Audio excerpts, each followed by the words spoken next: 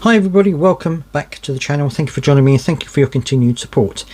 Right, so Alison McGovern, who is the Minister for Employment, has spoken a little bit more, in a little bit more detail, about what could be expected for this white paper, which is aiming to get people who are disabled or long-term sick back into work. Now, some of the things that she says could potentially be seen as a positive thing in terms of them understanding that not everyone who's disabled and long-term sick can work. But I'd love to hear your thoughts on this, about what you think or how you interpret her comments on this. So let's have a look at the article and I'll show you what I mean. Here we are. Minister for Employment Alison McGovern MP has shared new details on how the Labour government plans to support more disabled people and those with health conditions into work ahead of the publication of the Get Britain Working White Paper, which is due to be published this autumn. So it's going to come out this autumn. So they haven't got long left. If you know, they've only got literally a few weeks left to release this, so it's going to be imminent, I think. Ms McGovern explained how the Department for Work and Pensions have a range of specialist initiatives to support individuals to stay in work and get back into work, including disabled universal credit claimants. In a written response to independent MP Ed Bryan, who asked what steps are being taken to improve employment support for disabled universal credit claimants, the Minister said, as part of the Get Britain Working Plan, more disabled people and those with health conditions will be supported to enter and stay in work by devolving more power to local areas so they can shape a joined-up work, health and skills offer that suits the needs of the people they serve.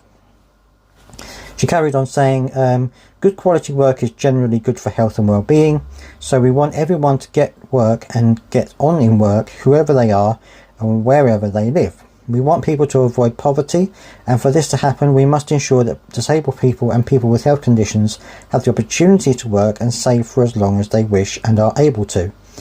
The Minister highlighted how disabled people and people with health conditions are a diverse group who need access to the right work and health support in the right place at the right time.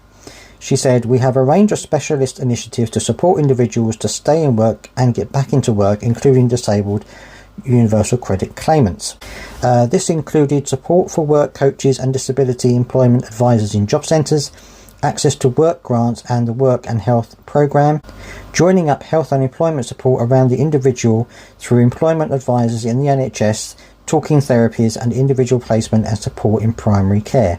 So it looks like they are going to be putting employment advisors in the NHS, which is a bit of a mistake personally anyway, but carry on. Ms McGovern also said that employers will play a key role in increasing employment opportunities and supporting disabled people and people with health conditions to thrive as part of the workforce.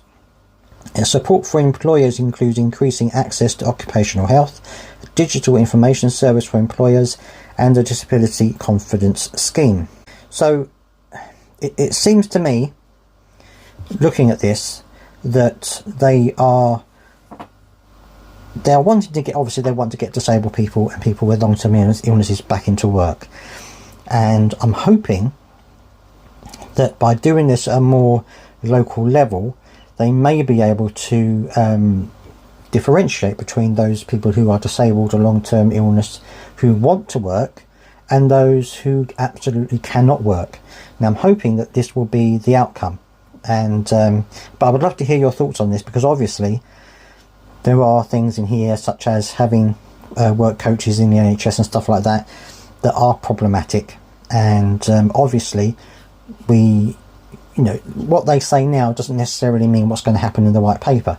But what do you think about this situation? Do you think that this is this promising in terms of this will help those who want to work but not necessarily force people into work, or do you think that actually this is a bad idea and they're just going to force everyone who's disabled and long-term sick into some sort of work?